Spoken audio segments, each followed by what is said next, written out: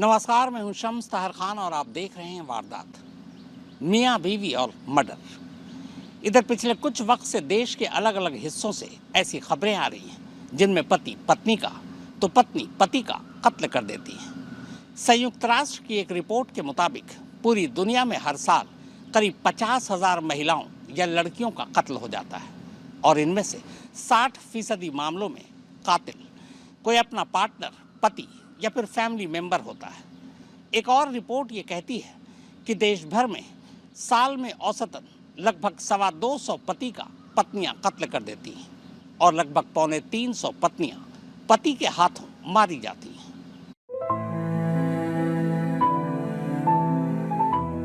वो दौर अलग था जब मोहब्बत में जान देने की बातें हुआ करती थी। ये दौर अलग है। यहाँ मोहब्बत खुद दिलों में खंजर उतार कर अपनी ही मोहब्बत की जान ले रहा है। इस वक्त लगभग 140 करोड़ हैं हम। इस 140 करोड़ की आबादी के बीच हर दिन, हर महीने, हर साल न जाने कितने ही जुर्म होते हैं, मगर ये तमाम तस्वीरें इन दिनों घर घर में बोल रही हैं। इन पर बातें हो रही हैं। फिर सब करने के बाद आखिर में हर कोई अचानक बेहद गंभीर होकर एक ही बात कह रहा है, ये आजकल हो क्या रहा है? मियाँ बीवी के बीच नोकझोंक और मजाक तो तब से चले आ रहे हैं जब TV, mobile, internet, social media कुछ भी नहीं था। लेकिन बात नोकझोंक से आगे बढ़कर मियाँ बीवी को ड्रम, फ्रिज, कुकर, बैग, दीवार, फर्श और बेड के अंदर तक लाश बनाकर पहुंचा देगी, यह अब लगभग हर दूसरे या चौथे दिन देखने को मिल रहा है। एक साथ इन सबको टीवी स्क्रीन पर जगह देना भी मुश्किल है, इसीलिए एक काम करते हैं, ऐसे पति पत्नी को 2 फ्रेम में बांट देते हैं। एक फ्रेम में वो पति जिनका कत्ल उनकी पत्नियों ने किया और दूसरे फ्रेम में वो पत्नियां जिन्हें खुद उनके पति ने मारा। वैसे तो ये बस हाल की तस्वीरें हैं। अगर गड़े मुर्दे उखाड़ने लग जाओ तो पता नहीं ऐसे कितने ही फ्रेम में उनको खपाना पड़ जाएगा। अब सबसे बड़ा सवाल यह है कि आखिर 7 जन्मों की कस्में खाने वाली या कस्में खाने वाले पति पत्नी पहला जन्म तो छोड़िए, पहली रात, दूसरे दिन, पहले हफ्ते या 15 दिन के अंदर ही अपने ही हाथों से एक दूसरे की जान क्यों ले रहे हैं? इनमें वो पति भी शामिल हैं जिन्होंने घर वालों और पूरी दुनिया से बगावत कर अपनी मर्जी से लव मैरिज किया, और वो भी शामिल हैं जिन्होंने घर वालों की मर्जी से शादी की। इसकी 2 मिसालें तो सबसे ताजा हैं। ये ड्रम वाली मुस्कान ने सौरभ से लव मैरिज की थी। लव के चक्कर में सौरभ ने अपने घर वालों तक से रिश्ता तोड़ लिया था। घर वाले इसे बेदखल कर चुके थे, मगर मुस्कान का वही लव अचानक इस साहिल का लव बन गया और सौरभ ड्रम में पहुंच गया। ये दूसरी मिसाल है औरैया की प्रगति। घर वालों ने एक करोड़पति कारोबारी दिलीप से इसका रिश्ता तय किया। दोनों के घर वालों और दूल्हा दुल्हन की रजामंदी से शादी हुई, मगर प्रगति ने शादी के 15वें दिन ही मुंह दिखाई का पैसा सुपारी किलर को दे दिया और 15 दिन पुराने अपने पति दिलीप को निपटा दिया।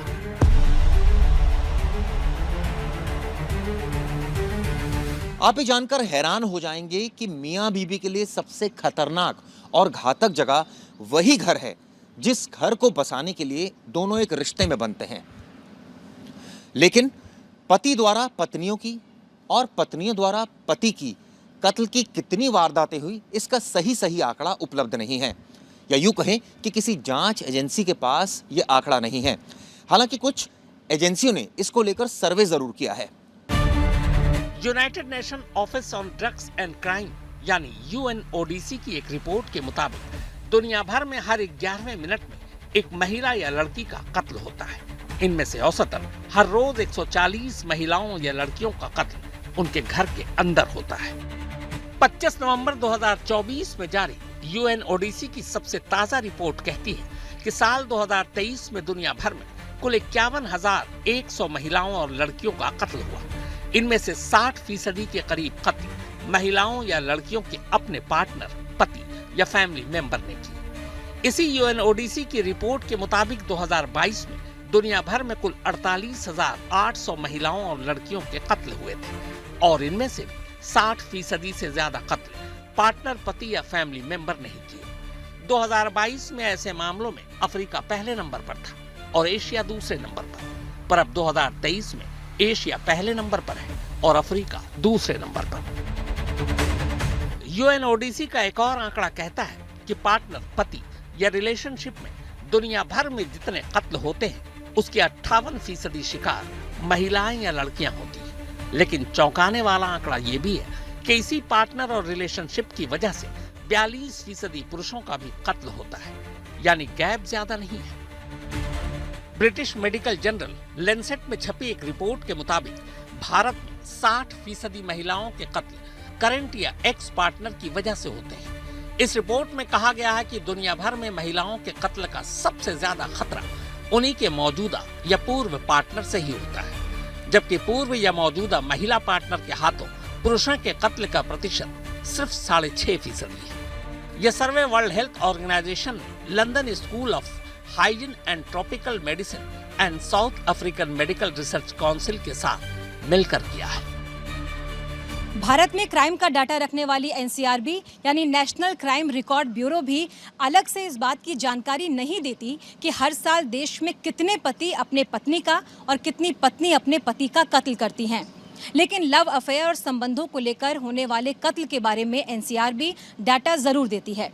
एनसीआरबी के सबसे ताज़ा 2022 के आंकड़ों पर अगर नज़र डालें तो उसके हिसाब से अब लोग इश्क और मोहब्बत में जान नहीं देते, जान लेते हैं। भारत में जिन वजहों से सबसे ज्यादा कत्ल होते हैं उनमें लव अफेयर और शादी के बाद संबंधों के मामले में होने वाला कत्ल तीसरे और चौथे नंबर पर आता है। देश में होने वाले हर 10 में से औसतन एक कत्ल किसी न किसी आशिक माशूक या पति पत्नी के हाथ से ही होता है। एनसीआरबी के आंकड़ों के मुताबिक पूरे देश में साल 2022 में कुल 28,522 कत्ल के मामले सामने आए। ये तमाम कत्ल 19 अलग अलग वजहों से हुए, मसलन निजी दुश्मनी, सांप्रदायिक और धार्मिक वजह, राजनीतिक वजह, डायन प्रथा, जातिवाद, विवाद या लूट डकैती। पर परेशान करने वाली बात यह है कि इन 19 वजहों में से तीसरी और चौथी नंबर पर कत्ल की जो वजह बनी वो इश्क, धोखा, फरेब और शादी के बाद के संबंध थे। 28,522 कत्ल के कुल मामलों में से कुल 2,821 कत्ल इसी वजह से हुए। ऐसा नहीं है कि इश्क में पहले कत्ल नहीं हुआ करते थे, पहले भी आशिकों ने हाथों में खंजर या तमंचे उठाए हैं, लेकिन 2010 के बाद से पति पत्नी, इश्क, बेवफाई और अवैध संबंध की वजह से होने वाले कत्ल की तादाद तेजी से बढ़ी है। पिछले 15 सालों के आंकड़ों पर नजर दौड़ाएं तो साफ पता चलता है कि जैसे जैसे सोशल मीडिया का चलन बढ़ा, पति पत्नी के रिश्ते, शादी के बाद के संबंध और इश्क और खूनी होता चला गया। आंकड़ों के हिसाब से 2010 से 2014 के दरमियान लव अफेयर और शादी के बाद के संबंधों की वजह से होने वाले कत्ल का प्रतिशत 7 से 8% था, लेकिन 2015 से 2022 के दरमियान यह बढ़कर 10 से 11% हो गया और ये गिनती लगातार बढ़ती जा रही है। एनसीआरबी के ही एक डेटा के मुताबिक 2022 में देश भर में खुदकुशी के कुल 17,924 केस दर्ज हुए थे, जिनमें से अकेले शादी से जुड़े मामलों में 8,204 पति या पत्नी ने खुदकुशी की, जबकि इश्क के चलते 7,692 प्रेमी जोड़ों में से किसी एक ने खुदकुशी कर ली। इसके अलावा अवैध संबंधों की वजह से भी 855 लोगों ने खुदकुशी की थी। एनसीआरबी के अलावा नेशनल फैमिली हेल्थ सर्वे के एक आंकड़े के मुताबिक 4% शादीशुदा महिलाओं ने यह माना है कि वो अपने पति को शारीरिक तौर पर चोट पहुंचाती है। इसी तरह study of international institute of population science IIPS की एक रिपोर्ट के मुताबिक वो नौकरी पेशा महिलाएं जो पैसे कमाती हैं और मोबाइल का इस्तेमाल करती हैं, अपने पति से ज्यादा झगड़ती हैं। रिपोर्ट के मुताबिक महिलाओं की जैसे जैसे उम्र बढ़ती जाती है वो अपने पति से ज्यादा झगड़ने लगती है, जबकि पति के मामले में ये उल्टा है। पति की उम्र जैसे जैसे बढ़ती है वो बीवियों से झगड़ा कम करने लगते हैं। IIPS की ये रिपोर्ट ये भी कहती है कि न्यूक्लियर फैमिली में पति पत्नी के बीच हिंसक लड़ाई ज्यादा होती है। इस रिपोर्ट के मुताबिक भारत में हर 1000 पति में से 29 पति अपनी पत्नियों की हिंसा का शिकार होते हैं, जबकि न्यूक्लियर फैमिली में यही आंकड़ा पत्नियों के लिए हर 1000 में 32 है। वैसे पति पत्नी से जुड़े दर्ज कत्ल के केसेस के एक आंकड़े के मुताबिक 2022 में देश भर में पत्नी के हाथों पति के 220 कत्ल के मामले सामने आए थे। इसी दौरान पति के हाथों पत्नी के कत्ल के कुल 270 से ज्यादा मामले सामने आए। फिलहाल 2025 की तो अभी शुरुआत है। 24 का आंकड़ा एनसीआरबी ने अभी जारी नहीं किया है, लेकिन रिपोर्ट होने वाले आंकड़े डरावने हैं। और इन्हीं आंकड़ों को सच करके जब मुस्कान, प्रगति, साहिल, राकेश, रोशन, न जाने ऐसे कितने ही नाम और ऐसी कितनी ही तस्वीरें सामने आती हैं, तो एहसास करा जाती है कि अब मोहब्बत उस एहसास का नाम नहीं रहा जो कभी हर दिल में रहा करता था। वो दौर अलग था जब नाकाम मोहब्बत में एक दिल के टुकड़े हजार हुआ करते थे। कोई यहाँ गिरता था, कोई वहां गिरता था। अब दौर बदल चुका है। आज आशिक दिल के टुकड़े पर नहीं रुकते, बल्कि जिस मोहब्बत का दम भरते हैं, जिस मोहब्बत में जीने मरने की कसमें खाते हैं, उसी मोहब्बत के सीधे टुकड़े कर डालते हैं।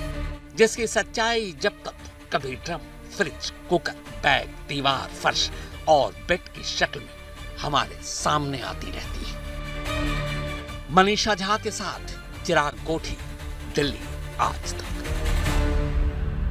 हाल के वक्त में जिस तरह से पति पत्नी या फिर पति पत्नी और वो एक दूसरे का कत्ल कर रहे हैं, ठीक उसी तरह से कत्ल के बाद लाश को ठिकाने लगाने या छुपाने के लिए अजीब अजीब तरीके भी इस्तेमाल कर रहे हैं।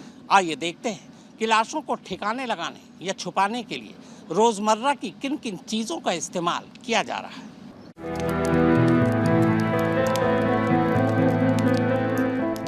या तो शमशान या फिर कब्रिस्तान। मौत के बाद हर लाश का ठिकाना यही हुआ करता है। यही बचपन से सुना है, यही परंपरा रही है। लेकिन जैसे बाकी दुनिया बदलते वक्त के साथ तरक्की कर रही है, उस दुनिया की सोच बदल रही है, तो जाहिर है क्रिमिनल कहां पीछे रहने वाले हैं। बस इसीलिए तो होते होते अब बात ड्रम तक जा पहुंची। बहुत दूर जाने की जरूरत नहीं है, बस जरा सा अपने जहन पर जोर डालें तो इस ड्रम से भी अजीब और गरीब सारी चीजें आपकी नजरों के आगे तैरने लगेंगी। अगर याद ना रहा हो तो चलिए आपको अपने देश की उन सबसे हॉरर, खौफनाक, चौंका देने वाली, चौंधिया देने वाली और दिमाग की नसों को हिला देने वाले मर्डर केस की याद दिलाते हैं, जिनमें लाशों को छुपाने और ठिकाने लगाने के सबसे अजीब और गरीब तरीके अपनाए गए। पहले अपने टीवी स्क्रीन पर इन सारी तस्वीरों को एक साथ देख डालिए। थोड़ी देर के लिए मेरठ के इस ड्रम और ड्रम में रखी सौरभ की लाश की कहानी को किनारे रखते हैं। अब इस ड्रम को छोड़कर बाकी चीजों पर नजर दौड़ाते हैं। ऐसा लगता है, लगना क्या, ये सारी की सारी चीजें हमारी रोजमर्रा के इस्तेमाल की चीजें हैं। ये फ्रिज है, खाना पानी को ठंडा रखता है। ये कुकर है, इसमें खाना बनता है। ये बैग है, इसमें सफर के सामान रखे जाते हैं। ये तंदूर है, इसमें रोटियां बनती हैं। ये ईंट की भट्टी है, यहाँ ईंटें बनती हैं। ये बेड बॉक्स है, सोने के साथ साथ ठंडे और गर्म कपड़े रखने के काम आते हैं। ये टाइल्स है, खूबसूरती के लिए घरों में लगाए जाते हैं। ये दीवार है, मकान के लिए जरूरी होता है। ये सेप्टिक टैंक है, पानी और शौच के लिए ये भी जरूरी है। ये तेजाब का ड्रम है, तेजाब कई कामों में इस्तेमाल होता है। लेकिन अगर अब कहूं कि हमारे देश में इन रोजमर्रा के इस्तेमाल की हर एक चीज ने अपने अंदर से वक्त वक्त पर लाशें उगली, तो हमें पता है आप फौरन मान जाएंगे। मानना भी पड़ेगा, क्योंकि ऐसा होते हुए आप सबने देखा भी। बस एक ड्रम की कमी थी, वो भी साहिल और मुस्कान ने पूरी कर दी। तो चलिए अब सिलसिलेवार इन सारी चीजों की फटाफट झलकियां देख लेते हैं, जिन्होंने अपने अंदर से बड़े बड़े मर्डर केस की लाशें उगली। शमशान और कब्रिस्तान के बाहर जिस पहली लाश की लौ ने देश का ध्यान अपनी तरफ खींचा था, वो दिल्ली का ये तंदूर था। इसी तंदूर में नैना साहनी को उसके पति सुशील शर्मा ने डालकर जलाने की कोशिश की थी, वो भी मक्खन डालकर।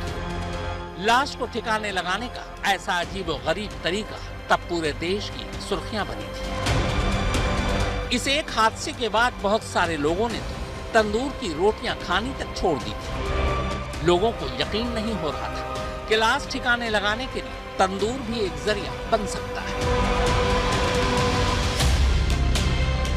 रोजमर्रा के इस्तेमाल की ये वो चीज है जिसका इस्तेमाल कम वक्त में खाना बनाने और गैस की बचत के लिए घर घर में किया जाता है। हम और आप इसे कुकर के नाम से जानते हैं।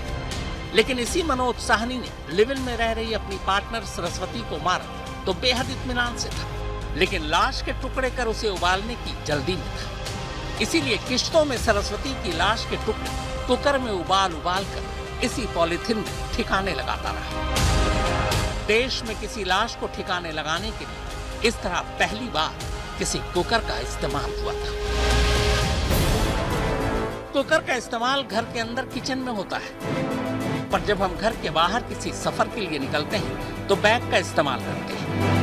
बैग बनाने वाली कंपनियों ने भी कभी लाश के साइज को ध्यान में रखकर बैग नहीं बनाया होगा, पर हम इंसान हैं, जुगाड़ निकाल ही लेते हैं। वैसे अगर गौर किया जाए तो शायद अपने देश में सबसे ज्यादा लाशों ने बैग में ही सफर किया है।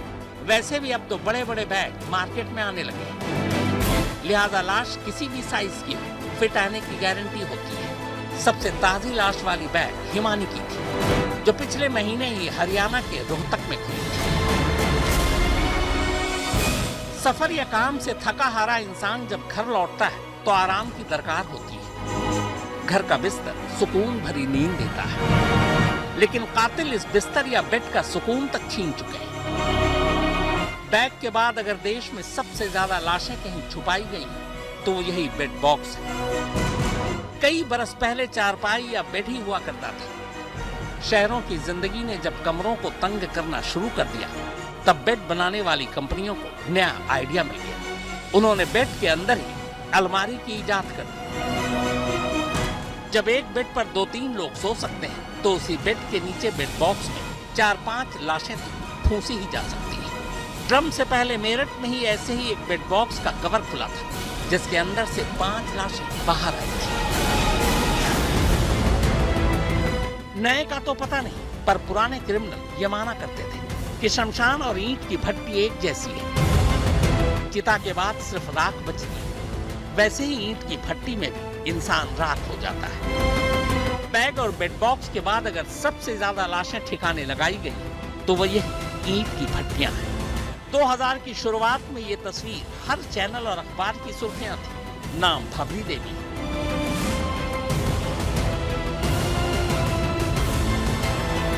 एक सीडी स्कैंडल के बाद राजस्थान के एक ताकतवर मंत्री और कुछ नेताओं ने भवरी देवी को मारने के बाद सबूत मिटाने के लिए उसे ईंट की भट्टी में डाल दिया था।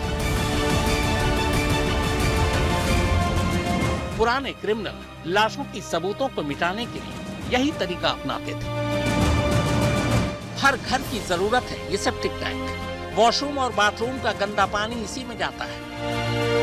बैग, बेड बॉक्स और ईंट की भट्टी के बाद अगर सबसे ज्यादा लाशें कातिलों ने ठिकाने लगाई तो वो यही सेप्टिक टैंक। शायद ही देश का कोई ऐसा शहर बचा जहां के सेप्टिक टैंक में जब तक कोई लाश ना उगली हो। एक बार तो एक मुख्यमंत्री के सरकारी बंगले के सेप्टिक टैंक में एक लाश उगल दी। वैसे ये मध्य प्रदेश के सिंगरौली जिले का एक सेप्टिक टैंक है, जिसने अपने अंदर से एक साथ 4 लाशें उगली थी। मुगल आजम के अनारकली, सलीम और अकबर की कहानी कौन नहीं जानता। अब पता नहीं कितना सच है या झूठ, लेकिन किस्सा मशहूर है कि अनारकली को जिंदा दीवार में चुनवा दिया गया था। पर इस कहानी को जब तब नए दौर के आशिकों ने कई बार सच किया। महाराष्ट्र के पालघर की ऐसी ही एक दीवार के पीछे से एक माशूक की लाश निकली थी। जिंदा तो नहीं, पर कत्ल के बाद उसे दीवार में चुनवा दिया था। हम सब जानते हैं कि ताबूत में मुर्दों को लिटाया जाता है, पर कमबख्त कातिलों ने ताबूत को भी नहीं बख्शा। मुर्दों की बजाय जिंदों को ही ताबूत में बंद कर दिया। मैसूर राजघराने की शहजादी शाकिर खलीली को उसके अपने पति स्वामी श्रद्धानंद ने जिंदा ही ताबूत में बंद कर घर के आंगन में दफना दिया था। फिर उसी आंगन के ऊपर मार्बल बिछाकर वो हर शाम उस पर थिरका करता था। इसके बारे में तो कहना ही क्या, जितना ठंडा सुकून ये देता है उतना ही खौलता सच भी बाहर उगलता है। दिल्ली के एक घर के एक फ्रिज से जिस दिन से श्रद्धा टुकड़ों में बाहर आई, न जाने कितने ही कातिलों ने लाश छुपाने के लिए फ्रिज को ही अपना हथियार बना लिया। अब तो कत्ल के किसी केस में पुलिस वाले अगर किसी घर में घुसते हैं तो सबसे पहले फ्रिज का दरवाजा ही खोलते हैं। हाल के वक्त में फ्रिज ने सबसे ज्यादा लाशें उगली।